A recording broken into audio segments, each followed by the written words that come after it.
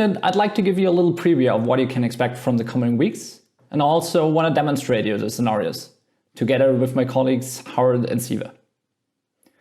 We've summarized all the steps that needs to be done in order to replicate the scenarios in your own system, like SAP BTP trial or Azure trial subscription, on a dedicated page in this Open SAP course. Don't feel overwhelmed with the scenarios we are showing in this unit. We will cover each of them in the respective units in the coming weeks. The hands-on exercises that I've just talked about aren't mandatory for the exams. So let's get started with week 2, where I'll be your instructor. And one of the first scenarios I want to show to you is how to post documents from an SAP S/4HANA system to a Microsoft SharePoint site. Because as you know, business users often want to stick to their Microsoft 365 environment. Therefore, we will use SAP Integration Suite and its capabilities like SAP Cloud Integration and SAP Open Connectors. So let's see that in action. What you can see is a almost empty Microsoft SharePoint site with only one dummy document. In a couple of seconds, when I start the integration flow in SAP Cloud Integration, you can see a document appearing here that has been uploaded from SAP S/4HANA. If we have a look at SAP Cloud Integration with the integration flow I was talking of, you can see an integration flow with a couple of steps, like fetching the actual document from an SAP S/4HANA system and uploading it to Microsoft SharePoint. So let's quickly deploy and start that integration flow to see if the document arrives in Microsoft SharePoint.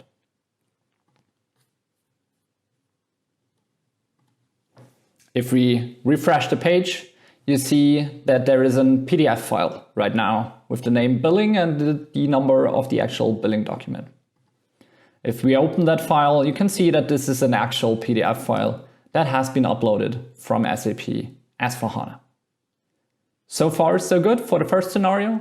Let's jump back and have a look at the second scenario. So what you've seen is that we used one SAP Cloud integration as part of one SAP Integration Suite tenant. That is the one on the upper half of the architecture slide in West Europe. What if the tenant is, for whatever reason, not available? Then sender systems do lose their messages probably. That's the reason why lots of customers do have a second tenant in parallel. So this tenant could take over once the tenant in Europe, for example, is not reachable. Each of the tenants do have dedicated endpoint URLs, as you can see, the primary one and the secondary one. This could get quite complicated to exchange the URL at sender systems. That's the reason why we will use Azure Traffic Manager to abstract that complication away. So we'll use only one custom domain for the sender systems and not two dedicated URLs. So let's have a look at Azure Traffic Manager and at how that looks like in action. So what you can see is the Azure Traffic Manager profile. I've maintained two endpoints. One is my SAP Cloud Integration in Europe. That was the one in the upper half of the architecture slide. And the other one is the SAP Cloud Integration endpoint in the US. I've maintained a priority. That means whenever my tenant in Europe is available, I do want to have all the requests coming to the tenant in Europe. If the first one is not available, then it should get to my tenant with priority 2. That's the one in the US. And as you can already see, my tenant in Europe is for whatever reason not available. That's why all the traffic is going to cloud integration in the US. As you can see, we are not using a particular endpoint URL anymore, but we are using a custom domain in conjunction with the URL for the Azure Traffic Manager profile. In week 2, I'd like to show you how to set up SAP Cloud Integration and Azure Traffic Manager for multiple reasons. Not only for this scenario I've shown you in this case, but also for reducing latency in particular regions, or also for having a load balancer scenario. So for week 2, Harald will be your instructor in week 3, and he will tell you himself now what he has for you. Now I would like to present the scenario we are going to build in week 3. In week 3, we are going to build an extension scenario where the employee can request a leave using Microsoft Teams. The manager of employee then later can approve or reject this request either using Fiori My Inbox application or directly in the calendar using the adaptive cards.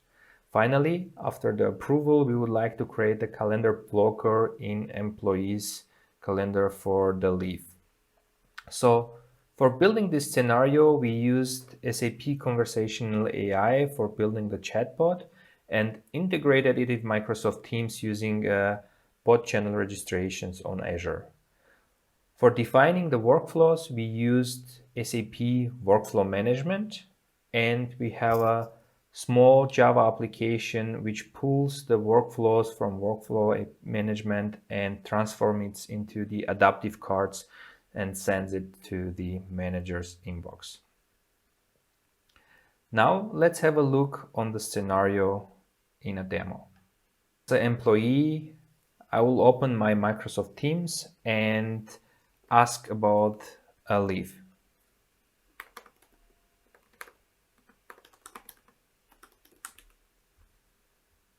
So the bot will ask me about the start and end date of the leave.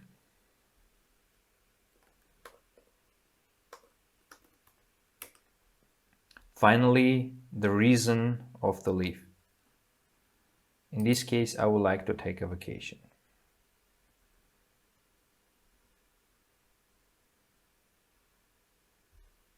So you can see that the bot confirmed my leave request and a workflow was successfully triggered.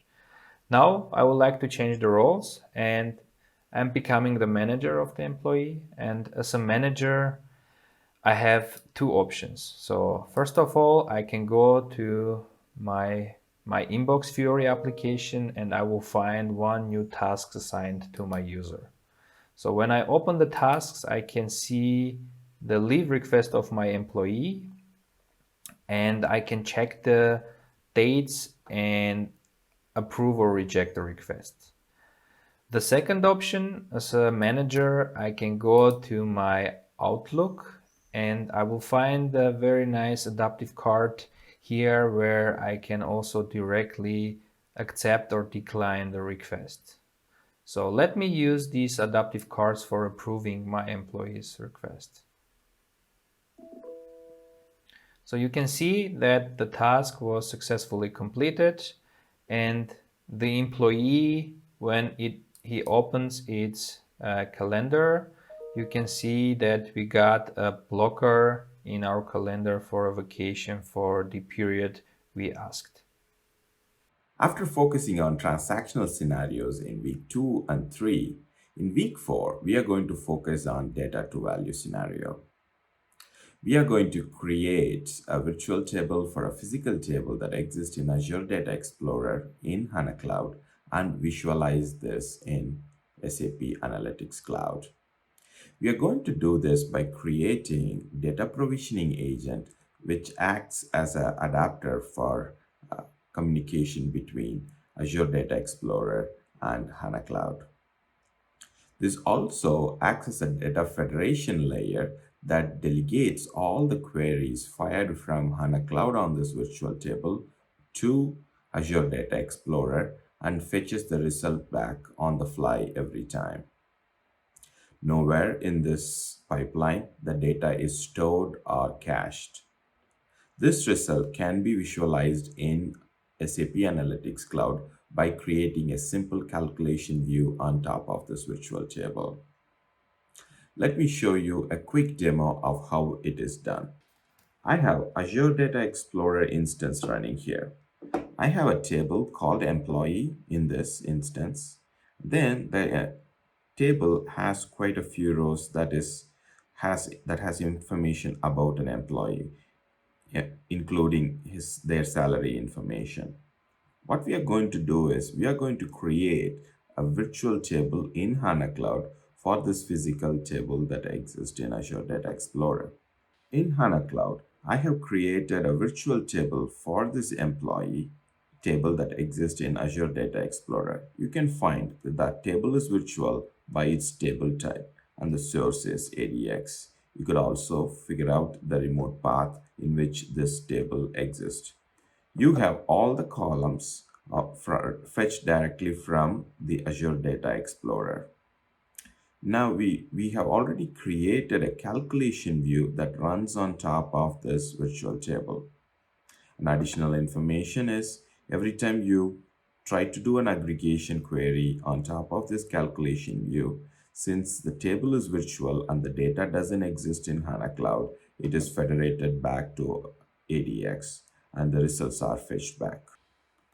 In SAP Analytics Cloud, we have already created a model for the physical table that exists in ADX.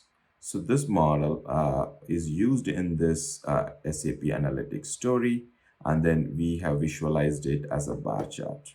So you'll be able to slice and dice anything that you want, and the results are always fetched on the fly.